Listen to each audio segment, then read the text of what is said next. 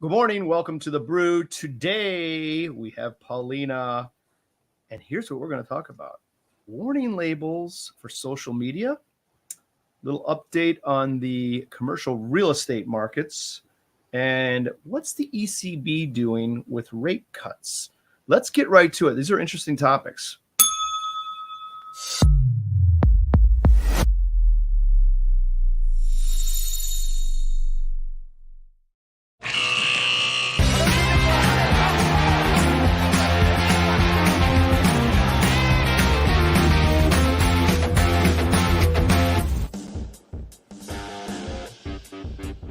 There it is again. We're going to get something good there. We're getting something good there? Yeah. I almost thought Stay tuned. Stay tuned. I like it. Hi, Paulina. Hey, Paulina. Hey, Molly. How's it going? Good.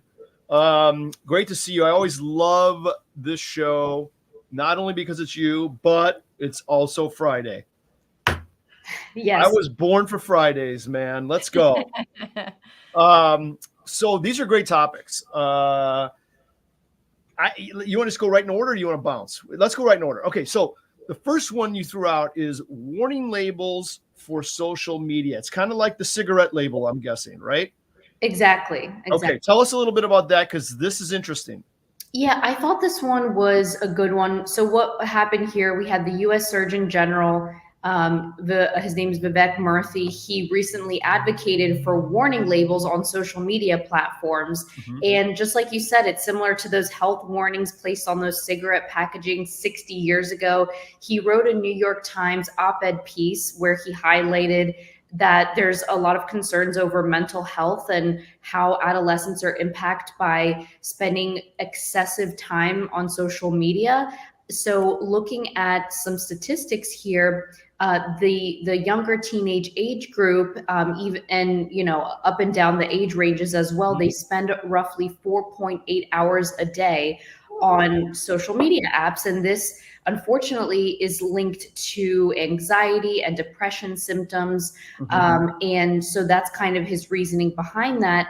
And taking that a step further, this proposal that he put forward has been sparking a lot of, questions around whether social media companies like TikTok or Snapchat, Google's YouTube, and Meta, of course, Instagram and Facebook, the responsibility that they have over mental health of these young users. Mm-hmm. So warning labels, what do you guys think about that? Molly, I'm going to let you go first, because I think my opinion is going to be a little different. No, maybe not. Maybe it's the same. Well, here's what I think. I think everything's a double-edged sword. So it depends on what you consume, and you are the captain of your mind. And I think, not to be so dramatic, but it is a battle of our minds these days.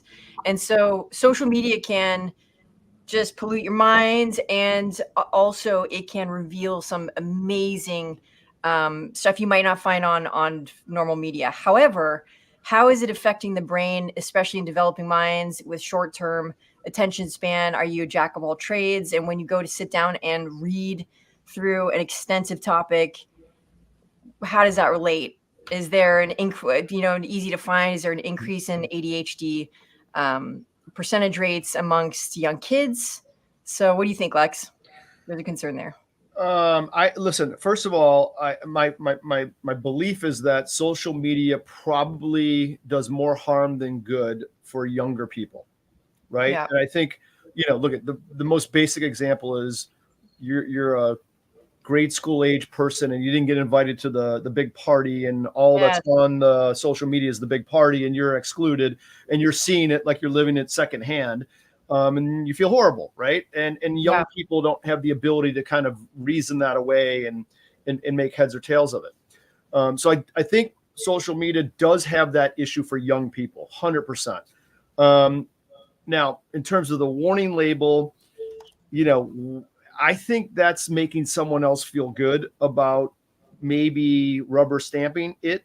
I don't think it's going to, so there's a warning on it. It's not going to prevent a kid from doing it. That takes a different level. That takes a parent saying, guess what? You're off the phone and you can't get on Instagram or YouTube or whatever, Facebook, for 4 hours a day, or whatever you said, Paulina, 4.8 hours a day. That's more important. It's kind of like the gun sign in all the restaurants. The gun sign, it says the only people who are going to obey that are good law-abiding citizens, right? Right. The criminals aren't going to ever obey that sign. It's just there to protect, the owner of the house. And this seems like the similar thing. The warning sign is not going to prevent it. It's got to go beyond that a little bit. And I don't want overweening, government on top of us here. Yes. I think it's more of a parent sort of thing myself. We all know that social media is probably in excess for young kids is probably not the greatest thing, just like sugar isn't the greatest thing. But you put warning labels on food products with sugar and like, okay, so what? I'm still eating popsicles. That might be a filtration, like the best, the more labels, the tastier it is. That might be That's what I look for. You show me a do not eat label, I'm eating it. but let's look at Kevin Systrom. So he's co-founder of Instagram, and he has expressed major concerns about his kids and Instagram, and so that's a telltale sign. Yep, no argument here. Agreed. So what do you think, Paulino? Is it going to do anything for the youngsters or not really? Just making someone feel good? Yeah, it's a good question. I think if they wanted to kind of make a statement on this, they would have done this maybe 10 or so more years ago. Mm-hmm. Now, I feel like it's obviously we know that there are impacts when it comes to depression and anxiety, but I think they moved a little too slow on incorporating this warning label. And now there's another layer of complexity where how is this going to impact how these social media companies operate and what type of services and advertisements they bring to these younger audiences. So I just think the message behind it was good, but not really sure how much of an impact it's going to have. Yeah, I agree. And then, not to mention, take a really good look that they introduce a slippery slope into something that might be a no-brainer across all parenting. Or like, yes, that sounds great, but it's a slippery slope and sets precedents legally for future battles. So there was a weird thing. In 2009, there was a bill, Credit Card Accountability, Responsibility, and Disclosure Act of 2009. And in there, it had gun laws inside of of parks. And so it's just this weird thing that you have to be very careful, because as you say yes to something, you're creating common law, and you're setting the structure for future litigation, and that is a dangerous game to play and be very aware. So if parents can, anytime we can take self-responsibility for our own children, and I'm all about limited government. So anytime we can take that responsibility amongst ourselves, better move, better choice. Yeah, like it. We're getting somewhere now. Yeah. Good. Okay. Let's move on to CRE. All right. Commercial real estate. I have an opinion on this, shocker, as well, but I'm going to let Paulina lay it up here. Go ahead, Paulina. What's going on in commercial real estate? Tell us about it. Well, it's no secret that the commercial real estate market is facing a lot of challenges, even after the CEOs have been pushing for their return to office policies. The sector we know has been hit so hard from the pandemic, and the recovery has been really difficult to come by. And there have been a bunch of reports that are predicting that for the rest of this year and even next year, they're going to be extremely high vacancy rates. So that's making it more tough to secure financing for buying or developing properties. And many real estate investment trusts and banks, as a result, they're not willing to keep these properties that are vacant or unwanted, and that could lead to a worsening of the crisis there. So far some foreclosures, the foreclosures in March rather, they surged 117%. Wow. Compared to the previous year. So that just kind of gives you an idea of the ongoing stress that is on, these troubled loans, the losses that so many investors and developers are experiencing. And then there's a question around the risk this has for banks, and the sensitivity that the bank sector has in that perspective too. So So that's the update on commercial real estate. Okay. Mal, do you have a feeling on this one? You go ahead first. I'm interested to hear what you have to say. Well, look at here. We went through COVID, a pandemic, right? And that's what certainly accelerated this work from home remoteness, right? I guess I was going to ask Paulina, this is probably a big city problem, right? Like a Chicago, New York, LA kind of deal, right? Absolutely. Yeah.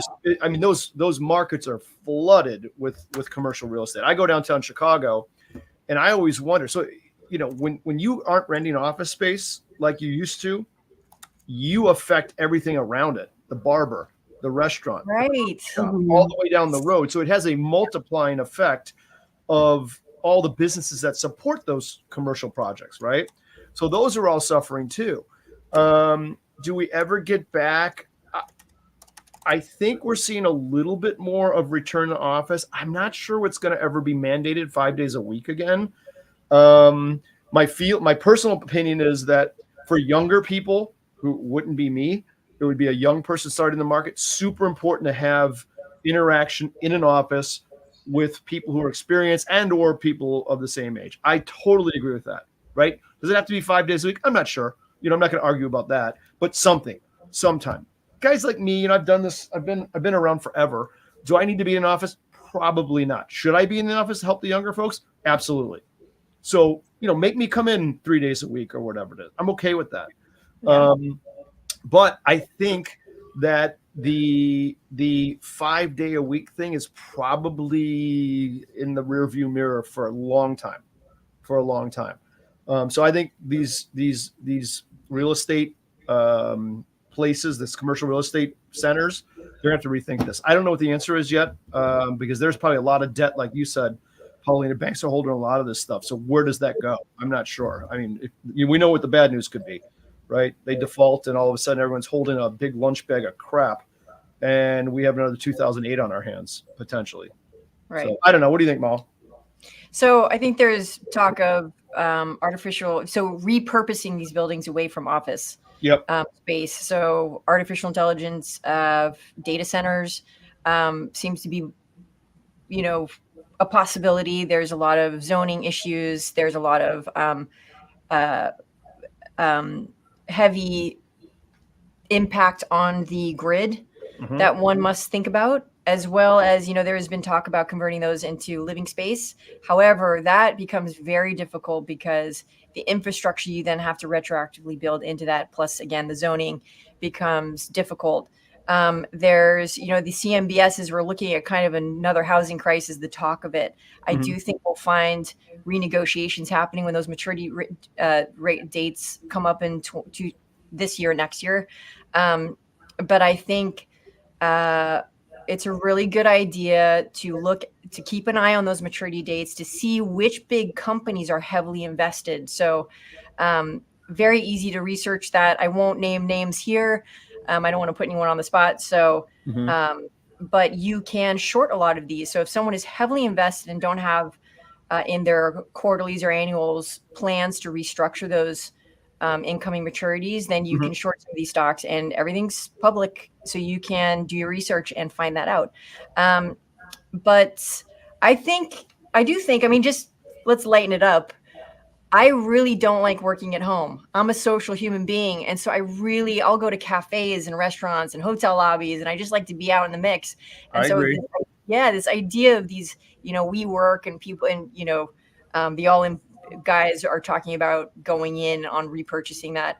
But I like these communal office spaces with events and cafes that I think those are going to explode. And I think any company that tries to pick those up as a side hustle will get these things for cents on the dollar for restructuring some of these loans. And again, always look at any kind of crash is not a crash, it's a transfer of wealth. Yep. So if you're bored at home and you want to start a new business, that is a possibility. Yeah, that's a good point. Yeah. Yep. Good. Okay, Paulina, do you have any thoughts on good, bad, or indifferent on the CRE Marcus? I agree with both of your thoughts there. Mhm. Definitely could be an investment opportunity Yep. if it continues to worsen. And just like I alluded to earlier, I think if the situation does get worse, you know, what's going to be the broader impact this has on banks that might be in a vulnerable position, and would that lead to a broader financial crisis potentially? So big question mark there, and concern, I think. Okay, makes sense. And what is Okay. this? What is this new bail-in? I'm not even gonna go dive into that, but there is something called the bail-in financial rescue relating to that this. is. That sounds like a breakfast So special. I yeah, don't know what that is. so that's like using deposit. And let me check on that before we dive into that. But it's related to FDIC and covering the shortfall. So oh boy, bail-in, is this like a new QE? In which case, oh my gosh, we just pumping more money into the system and debasing our dollar. Hey, just print more, spend. Let's drop it from helicopters. What difference does it make? Jeez. Yeah. Okay. Topic number three. The European Central Bank. Okay. Paulina, in your opening, you mentioned that they are moving toward cutting rates despite the inflationary environment, which seems counterintuitive and can lead to, bad outcomes, right? So what's going on there? Yeah, so the European Central Bank, and of course we talk about the Federal Reserve here in the US, but it's important to keep an eye out for what the ECB is doing and other central banks around the world, because that can potentially give some sort of a read through into what the Federal Reserve might be doing. So this caught my eye. The ECB, they decided to cut rates, even though that they acknowledge that inflation is going to take longer than expected to get to that 2% target.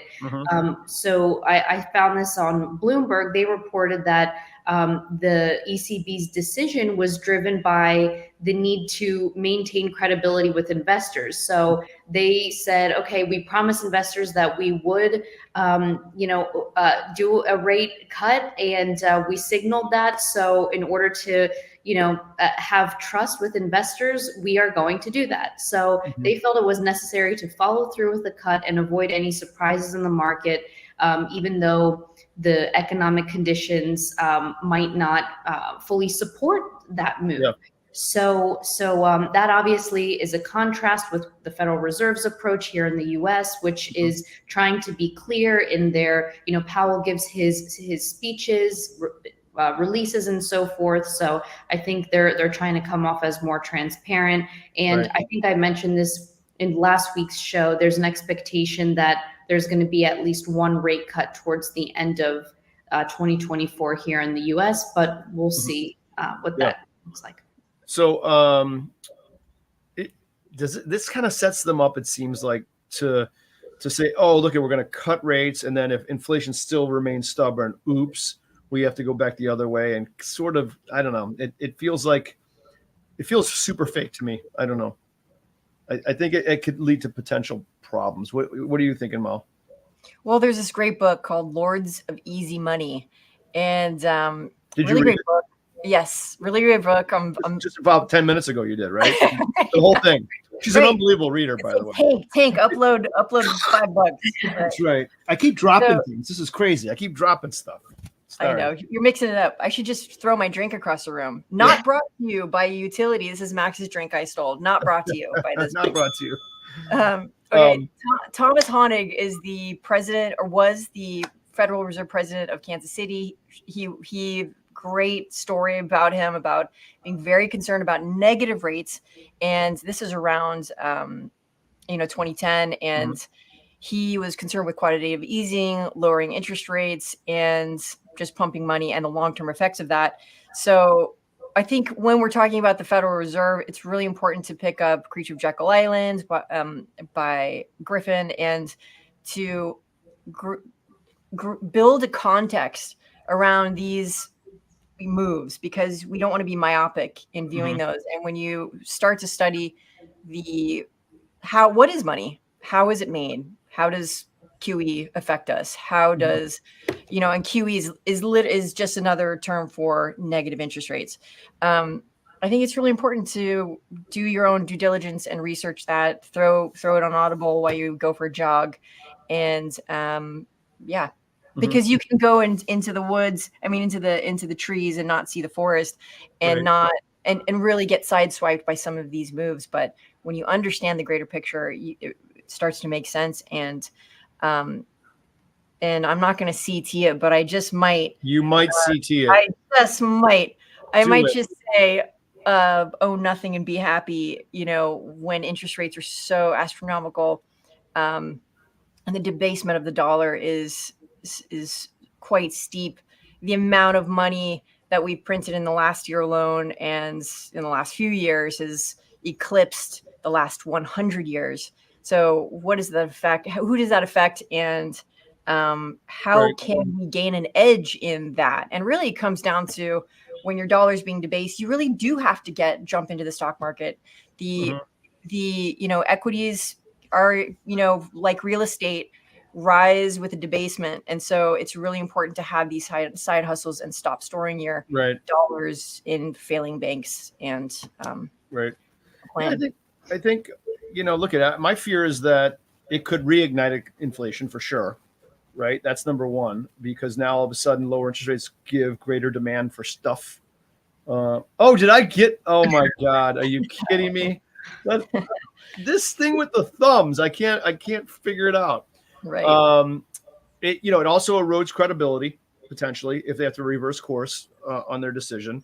Potentially creates some asset bubbles.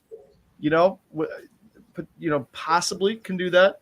And then it kind of, in my opinion, it kind of limits your future policy options if you do it prematurely, if you lower interest rates prematurely. I think all those things are at play here. Listen, they're probably trying to be the ones who are like, it's not so bad. Take a seat. Everything's going to be okay. Yeah. Right? That is such a good point, because, politically, it's political suicide to go to the masses and say, hey, we'd like to tax you on this so we can, go save these guys over here, versus just skirt around while no one's looking and fluctuate interest rates and do some QE. So politics does play a role in this. Yeah, I agree. So guess what, Mal? We're going to let Paulina have the last word because she has to go. All right. So we want to make sure Paulina is got plenty of time to go to her next appointment. Okay. Thank you. You're welcome. So on the ECB and Fed, I'm sure everybody can remember, that time when Jay Powell said inflation was transitory, and it clearly wasn't. And the market was said to have lost credibility with the Fed over that comment. I think this ECB decision to prematurely cut rates, even though it may not have been the perfect environment for it, could be a reflection of that too.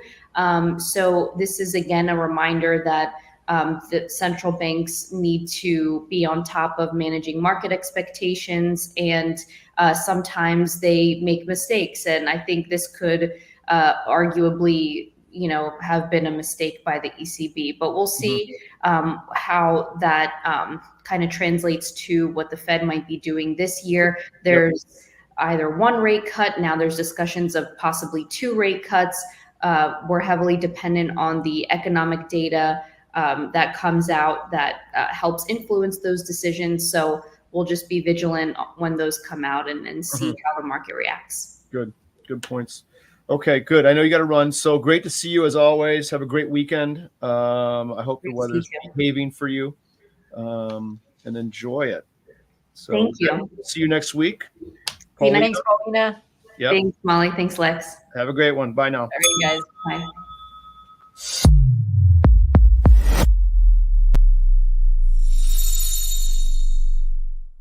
Thanks for watching. Please be sure to take some time to read the disclaimer. Thank you.